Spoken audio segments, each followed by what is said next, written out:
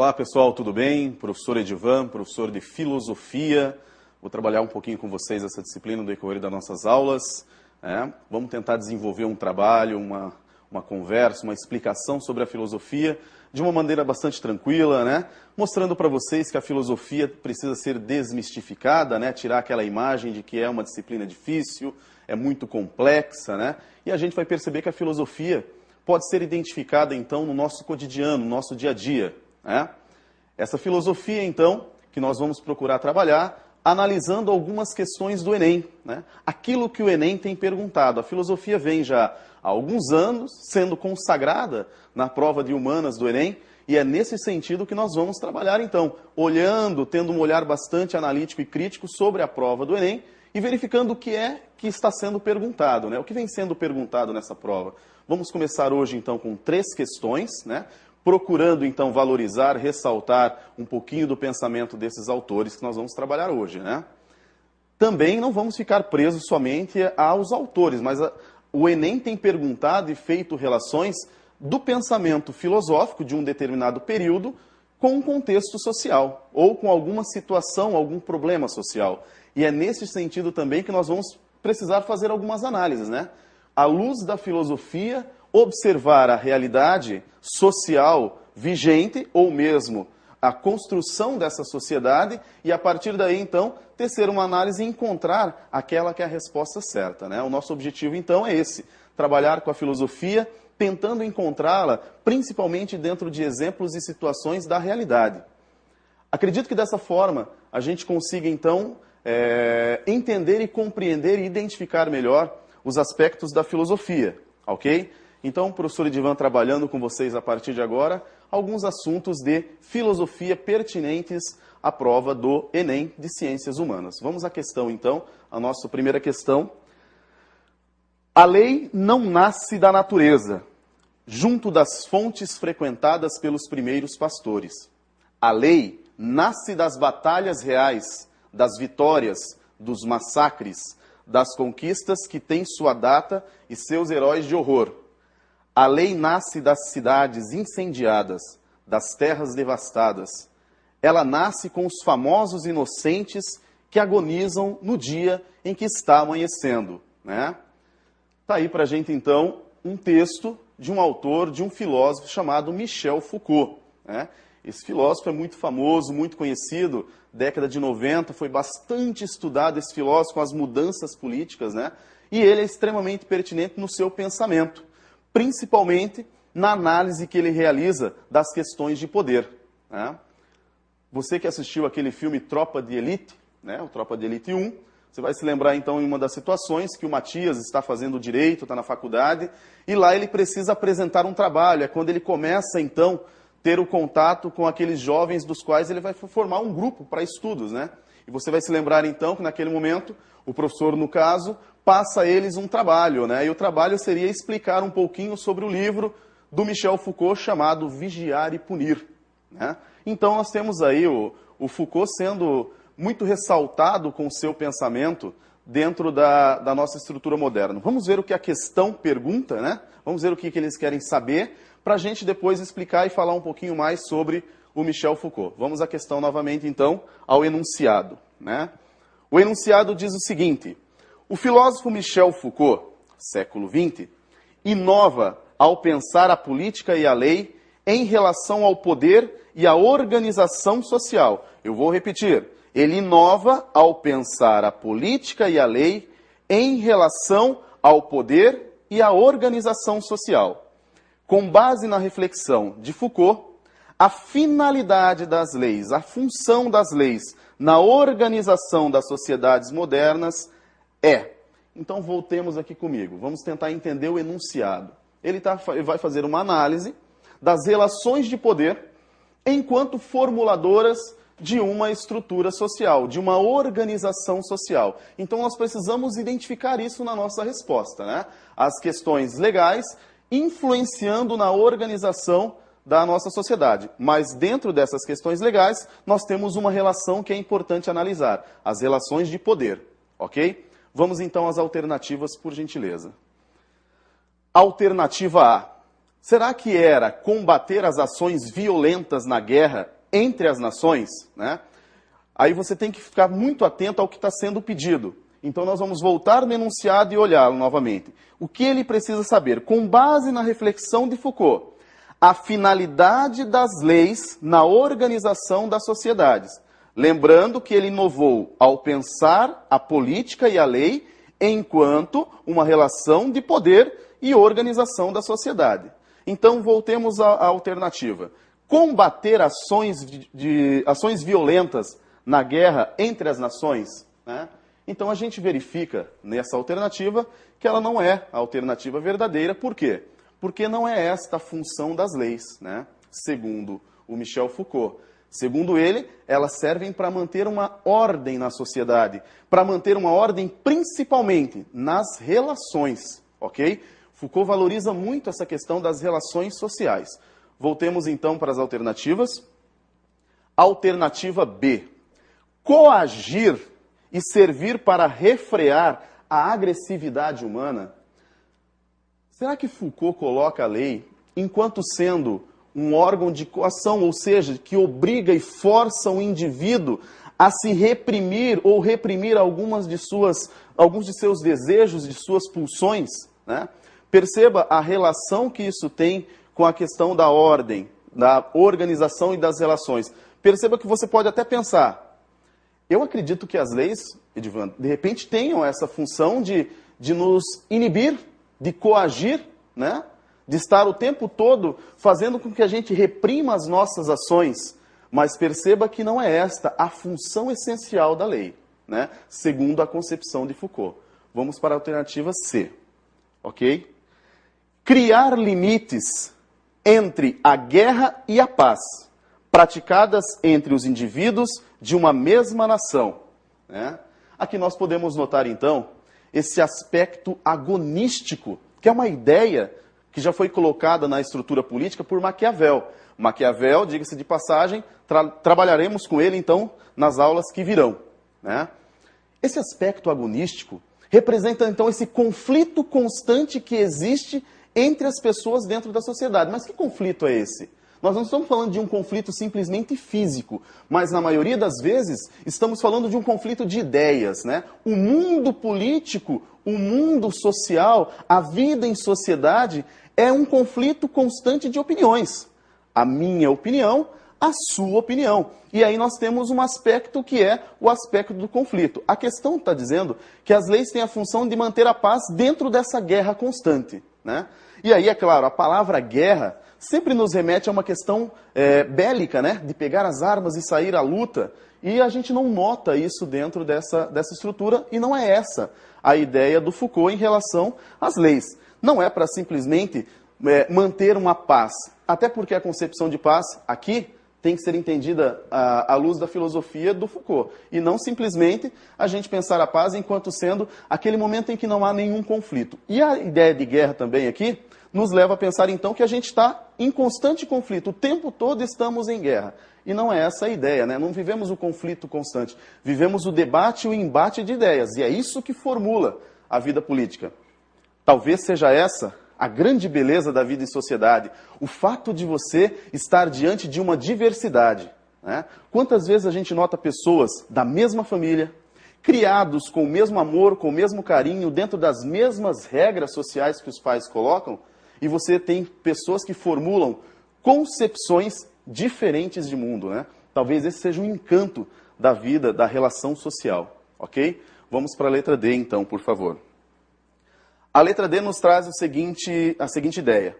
Estabelecer princípios éticos, aqui tem um conceito importante, o conceito de ética, que regulamentam as ações bélicas entre países inimigos. Aqui de cara você já vai notar que não é essa a função, né? A função não é criar regras para como os países vão guerrear. Então nós vamos iniciar uma guerra com um país vizinho, nós vamos nos reunir então e estipular as regras deste conflito. Olha, você só pode me atacar das 7 da manhã até as 10, porque depois desse horário meus soldados vão parar para almoçar, tem o cochilo depois do almoço, então não é essa a função das leis.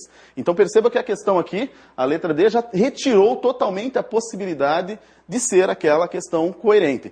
Apesar de que no princípio ela traz a concepção de ética, né? É essencial que nós compreendamos este conceito. No decorrer das próximas aulas, estaremos falando então um pouquinho, ou nós falaremos aí bastante sobre a questão ética, certo? A questão ética será bastante trabalhada, por quê? Porque hoje é um dos temas mais questionados, mais colocados nos processos seletivos. Não estamos falando apenas aqui nesse momento só do Enem, mas outros processos seletivos que trazem a filosofia, eles trabalham bastante essa concepção da ética, né? Então nós vamos desenvolver esse conceito bastante também, o conceito de ética, né? Precisaremos falar, então, do conceito de moral, né? Onde nós iremos, então, mostrar as diferenças entre ética e moral, muitas vezes confundido. Então, será que a função das leis, na concepção de Foucault, seria construir uma concepção de ética? O que seria ética? Ética, já de imediato, colocando aqui de uma forma rasa, porque depois vamos nos aprofundar, ética, então, seria o quê? A ética seria uma análise das situações, de alguma ação social, de algum fato, de algum acontecimento, em que você precisa encontrar, dentro daquela situação, dentro daquela relação, a ideia de bem. É um outro conceito importante, que já a partir dos gregos, nós precisaremos falar um pouquinho também.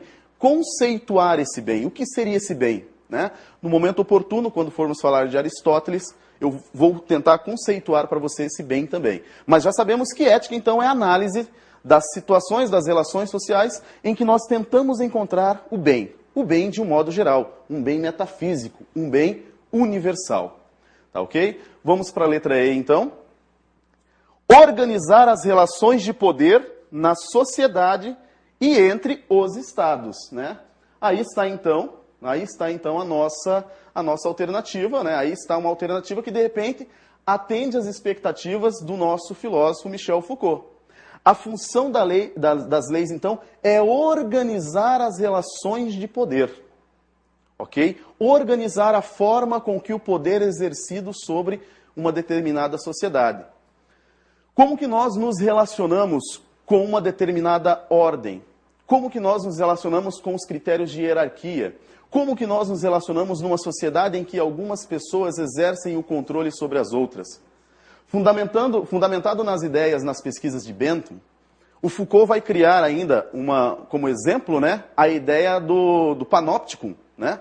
Uma estrutura, uma construção, no qual algumas pessoas viveriam presas, ok? E essas pessoas estão ali nas suas celas e elas não podem ser vistas, ou melhor, elas podem ser vistas pelos observadores que ficam numa torre. Mas estes observadores não podem ser vistos por aqueles que estão presos. Tudo que aqueles presos fazem, aqueles prisioneiros fazem, é visto, é analisado, é acompanhado por aqueles que estão na torre. Agora, os que estão na torre não podem ser vistos em nenhum momento por aqueles que estão presos. E aí você pode imaginar, mas então, Edvan, significa que não precisa nem ter ninguém lá na torre vendo? Porque na cabeça daquele pessoal que está preso, existe alguém olhando. Quantas vezes é isso que acontece dentro da nossa realidade? Hoje é comum você entrar numa empresa, você entrar num hospital, num consultório, até mesmo numa escola, e tem uma placa linda e maravilhosa com... Professor Marlos aí, ó. Professor Marlos chegou agitando, chegou dizendo oi e atrasado porque estávamos dando aula. Meu nobre, parabéns. Obrigado. Bem-vindo à estreia do professor Edvan, a estreia do nosso companheiro, agora professor Eureka, que satisfação, bem-vindo. Prazer, tudo bem. Eu estava lá naquelas bandas onde você dá aula também. Bacana. Repondo uma aula da solenidade da semana passada, abertura dos trabalhos, agora já estamos... Faz parte do nosso métier. Conhece a Paulinha? Conheço. Já ouviu falar nela? Trocamos e-mails já. Super tutora de matemática e ciências da natureza. Ela disse, professor, eu sou da física. Eu falei, mas os primeiros filósofos também? Física, filosofia, tudo começa com FI. Tá tudo bem, né? O meu começa tá com tudo junto. literatura. Olá, você! Vamos lá. Pessoal, então eu dizia que você entra num órgão, está lá escrito numa plaquinha. Sorria, você está sendo filmado, você está sendo vigiado. Existe alguém cuidando dos seus passos. Isso é comum. né? Isso é comum nas escolas, nas empresas, nas igrejas, né? Você pode falar, professor, mas como assim? Na igreja também existe uma vigilância? Basta fazer essa análise à luz de Foucault, né? Para que servem as leis? Voltemos àquela alternativa, por gentileza. Vamos voltar aqui à alternativa, né? Passando aqui, para a gente analisá-la como a correta, ó. Organizar as relações de poder na sociedade e entre os estados, né? Então, dentro da vida em sociedade, é preciso um conjunto de leis para que alguns possam exercer o controle sobre outros. Dentro da filosofia, nós teremos, por exemplo, uma análise do Hobbes que diz assim: o homem troca sua liberdade pela segurança. Então ele dá ao Estado a liberdade e diz, olha, você vai controlar a minha vida, só que em troca eu quero a segurança. E aí é claro que nós podemos fazer diversas análises e análises pensando o seguinte: será que vale a pena fazer essa troca? Por isso que você tem movimentos que buscam o quê? Que buscam uma certa crítica, uma certa independência dessa concepção de Estado que nós temos. Porque ele diz, não vale a pena, porque o Estado de repente não está me dando aquilo que eu preciso, eu saio na rua, não me sinto seguro. E aí a gente coloca toda a responsabilidade no Estado. E nós temos que analisar que o Estado somos quem? Somos nós, né? Nós somos o Estado, nós formulamos isso, né? Maquiavel diz que o Estado é um reflexo, o poder é um reflexo daquilo que é a sociedade. E isso nos deixa bastante atentos, né, às nossas ações. Perceba que não dá para desvincular questões de relações sociais e questões políticas de questões éticas. As coisas estão caminhando juntas nesse sentido. Ok? Vamos para a nossa, então, segunda questão. Para quem está conosco, nos acompanhando, sobretudo no estado do Paraná, e vai se inscrever para a Universidade Federal, aqui nesse estado. Então você da TV Sinal que está conosco, especialmente você da TV Educativa, que nos acompanha, e se inscreve, vai se inscrever brevemente para o vestibular da UFPR, lá nas bandas de agosto. Hobbes foi um influenciador da cabecinha genial de Machado de Assis. Joaquim Maria Machado de Assis, nas suas várias histórias, livro como leitura obrigatória, se serviu de Hobbes exatamente para mostrar esta questão do homem discutindo a sua relação com o meio. Então é importante pensarmos que nenhum conhecimento é isolado, nenhum conhecimento é estagnado. Aliás, quem lê invariavelmente percebe as influências que os autores têm. Nesse caso, Machado, influenciado por alguns pensamentos de Thomas Hobbes. Aí para você, então, que está se preparando para o Enem conosco, também reflita. Você vai se inscrever no vestibular UFPR e vale a pena olhar o livro Várias Histórias e o que Hobbes trouxe para Machado. Falou, meu amigo? Ok, vamos lá. Pessoal, a questão número 2, eu fiz questão de colocá-la já na nossa primeira aula, no nosso primeiro encontro, né? Já diria o professor Mário, na minha inauguração aqui, né? Bem-vindo, já está em casa. Já estou me sentindo bem aqui em casa, né? Claro, é bom que já consegue fazer aqui um contraste legal. A questão número 2 aqui que eu trouxe para vocês, ela vai trazer uma ideia que hoje é a mais debatida, é a mais colocada em pauta nas rodas de discussões, que é a questão da ecologia. Certo? Que as questões ambientais. Aí você pode perguntar, mas Edivan, a filosofia está envolvida nisso também? Eu sempre digo, a filosofia tem um privilégio, né? Ela acaba se metendo em todos os campos, né? Porque a filosofia, ela não está interessada, de repente, em responder as perguntas. Pelo contrário, ela está preocupada em fazer as perguntas corretas. Eu sempre digo aos meus alunos que o bom filósofo não é aquele que responde, mas é aquele que sabe perguntar. E, consequentemente, uma vez que você elabora uma boa pergunta, você exige do seu interlocutor uma busca maior pelo conhecimento, você vai exigir do seu interlocutor também um trabalho intelectual para tentar desvendar esse questionamento ou trazer uma resposta. Mal sabem eles que, de acordo com a resposta que eles trouxerem, nós, da filosofia, vamos fazer o quê? Vamos analisar, vamos dizer que está tudo muito bonito, mas uma nova pergunta será suscitada nesse sentido. Daí vem a riqueza, né, de todo esse conhecimento que o professor Marlos acaba de nos dizer, que não é um conhecimento isolado, né? E o Enem privilegia a prova neste sentido, fazendo essas relações interdisciplinares que são maravilhosas. Analisemos a questão número 2 junto comigo aqui. No ano 2010 foi a questão 38. A poluição e outras ofensas ambientais ainda não tinham esse nome, mas já eram largamente notadas no século XIX, nas grandes cidades inglesas e continentais. E a própria chegada ao campo das estradas de ferro suscitou protestos. A reação antimaquinista, protagonizada pelos diversos ludismos, antecipa a batalha atual dos ambientalistas. Esse era, então, o combate social contra os miasmas urbanos, ok?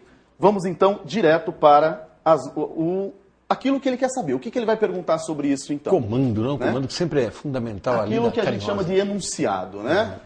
O crescente desenvolvimento técnico-produtivo impõe modificações na paisagem e nos objetos culturais vivenciados pelas sociedades. De acordo com o texto, pode-se dizer que tais movimentos sociais emergiram e se expressaram por meio... Vem aqui comigo antes da gente analisar as questões, as alternativas. Né? Perceba que é uma questão que traz o aspecto histórico, o aspecto geográfico, o aspecto filosófico e o aspecto sociológico. Se você for analisar, ele falou do século XIX. O século XIX é o florescer de uma planta que foi então cultivada durante todo o período medieval e no início da Idade Moderna começou a sair um botãozinho de flor que vai florescer no século XIX. Esse botão de flor, o século XVIII, ele é essencial para a história, mas ele é essencial para a filosofia, ele é essencial para a geografia. Século XVIII, nós temos as revoluções burguesas, essa classe social emergente, desejosa pelo poder econômico, realiza na Inglaterra a Revolução Industrial. Desejosa pelo poder político, na França, a Revolução Francesa. E qual a consequência disso tudo? A consequência de uma Europa entrando no século XIX, é uma Europa totalmente desestruturada, desequilibrada, socialmente falando. O seu professor de Sociologia vai falar de Auguste Comte, que vai elaborar o positivismo como uma tentativa de criar uma ciência capaz de explicar essa sociedade em transformação.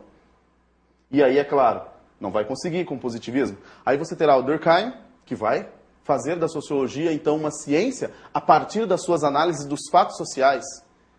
Mas tem um outro pensador que é essencial para compreender esse período. Um pensador muito importante.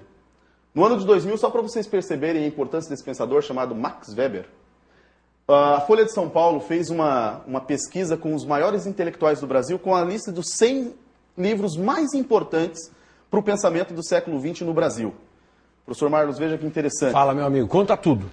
Essa pesquisa passou pela mão desses intelectuais, ok? E eles analisaram, tinha livro do Darwin, tinha livro do Einstein, e eles disseram, o livro mais importante para o pensamento do homem brasileiro no século XX chama-se A Ética Protestante e o Espírito do Capitalismo, o livro do Max Weber.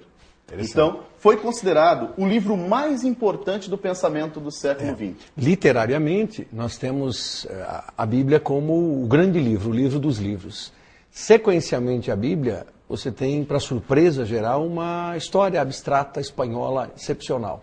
Cervantes e o seu Dom Quixote. Dom Quixote de la Mancha, já diria Jaime Marineiro. Mas é nessa linha de pensamento.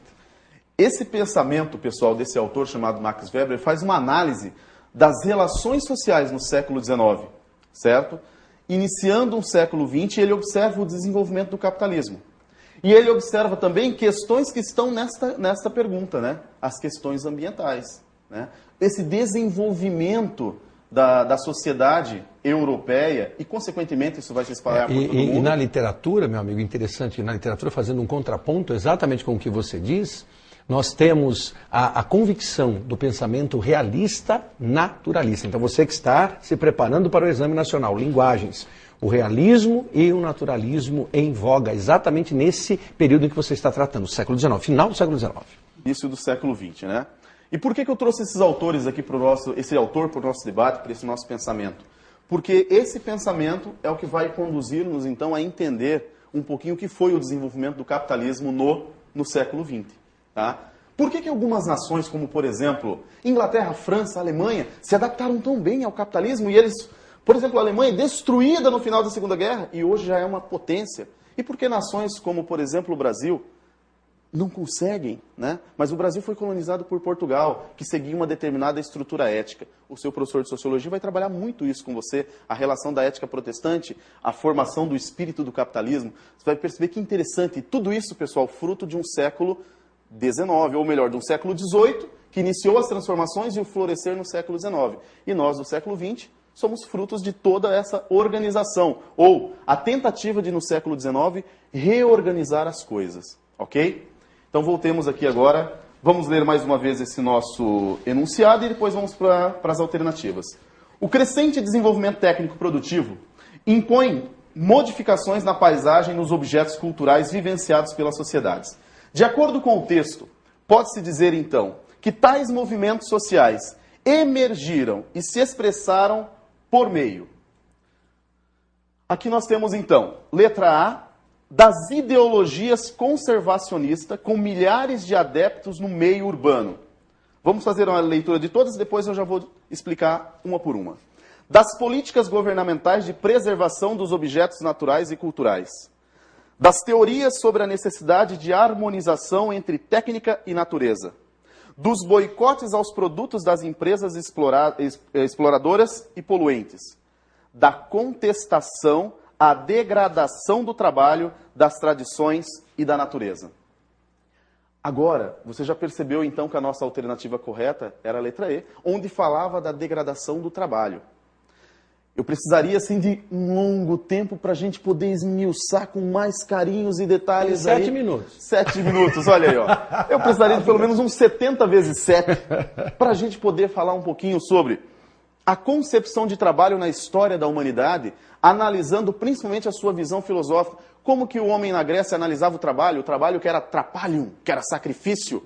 Depois nós temos na Idade Média o servo, que trabalhava, e isso era uma coisa ruim. Aí nós temos então, já no início da Idade Moderna, com a burguesia, o trabalhador assalariado, e o trabalho era coisa pro trabalhador, porque o dono da empresa não precisaria.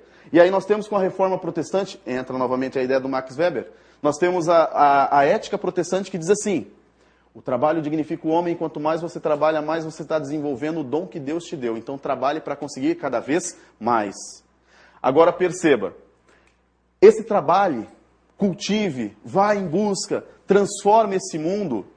Faltou uma palavra em tudo isso: responsabilidade.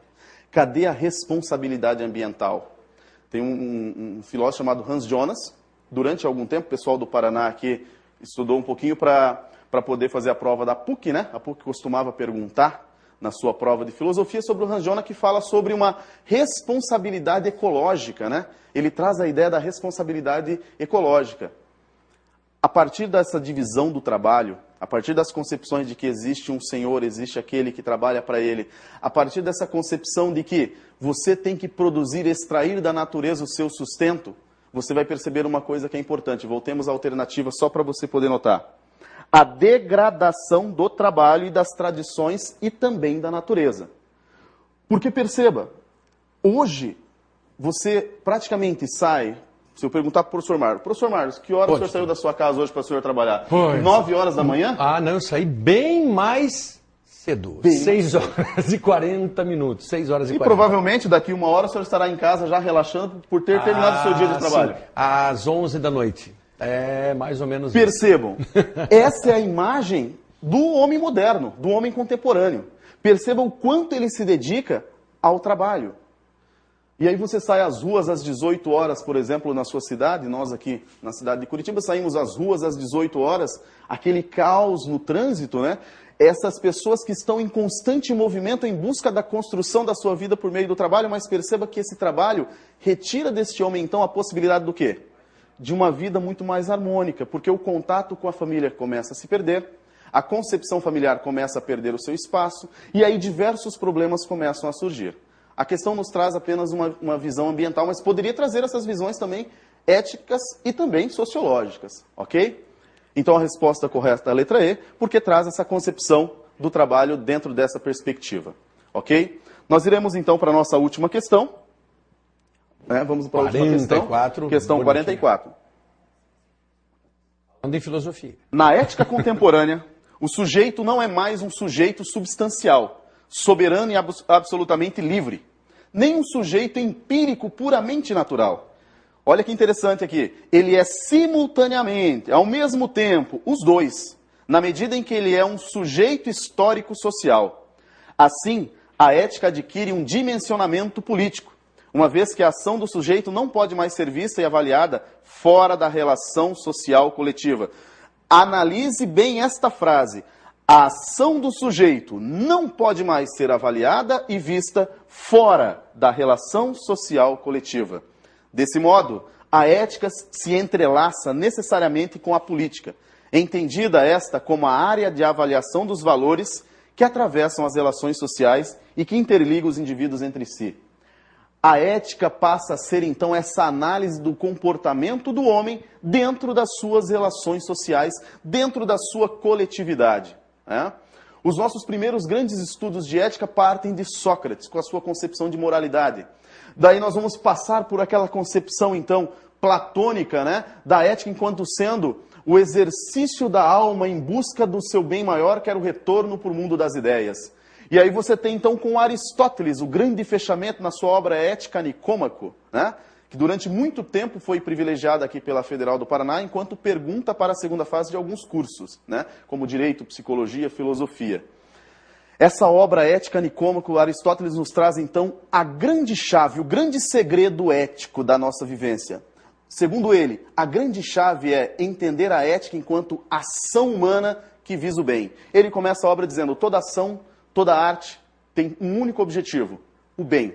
Todos nós buscamos o bem no final das nossas ações. E esse bem, o fim último de todas as ações humanas, é aquilo que ele chama de eudaimonia, a felicidade. Então a ação ética é a ação feliz. O homem só será feliz, segundo o nosso Aristóteles, a partir do momento em que ele tiver na sua ação a busca pelo bem. Mas não é um bem particular, é um bem universal. É o bem que afeta a todos. Por isso tem esse caráter metafísico dentro da ética aristotélica. Com o passar da história da filosofia, novos pensadores, temos, por exemplo, o imperativo categórico kantiano, que nos diz, haja de tal maneira que todos possam olhar e falar, que legal que você está fazendo, vou fazer igual. E eu costumo provocar os meus alunos dizendo assim, como seria o mundo, professor Marlos? Como seria o mundo se todas as pessoas olhassem para você e dissessem, a partir de hoje nós todos vamos agir igual a você? Péssimo. Aí entra, então, aquela questão principal do Kant. Quando nós passarmos a olhar o mundo a partir dessa visão de que todos vão seguir o que eu estou fazendo, eu terei muito mais cuidado com as minhas ações. Eu buscarei fazer muito mais o bem, por quê? Porque o outro vai copiar o que eu estou fazendo. Pela pluralidade. Quando eu falo péssima, porque ninguém deve querer que todos sejam iguais a si. Não se pode querer, é a heterogeneidade, é o plural que faz com que exista crescimento. E a ética, Marlos, entraria dentro dessa questão tão heterogênea, seria o cerne que liga o você a mim. Com toda certeza. Ou seja, o que nos permite estar aqui neste momento vivenciando um Esta momento de aula, harmonia. Semana inédita, primeiro pré-ENEM brasileiro, pela TV, pelos polos do IFPR. Maravilha. O que nos permite isso seria as relações éticas, essa relação de respeito. Nós vamos falar um pouco mais de ética no decorrer das nossas aulas.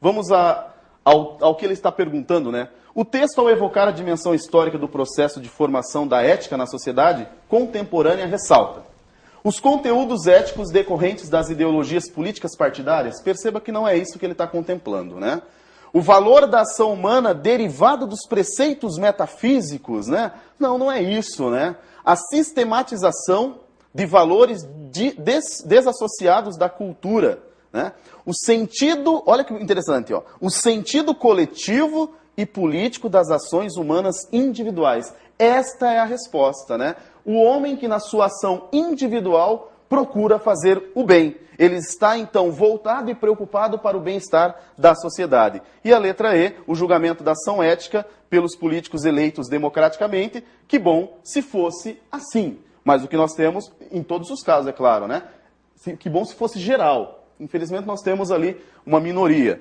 O sentido coletivo e político das ações humanas individuais é esse, então, é essa alternativa correta, é esse o conceito coerente.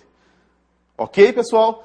3 questões hoje para a gente pensar. Me prendi bastante no início para a gente compreender um pouquinho, porque eu vou falar muito mais depois para vocês sobre ética quando eu for falar de Aristóteles, quando eu for falar de Kant e de outros autores, ok? Pessoal, foi um prazer ficar com vocês nesse momento.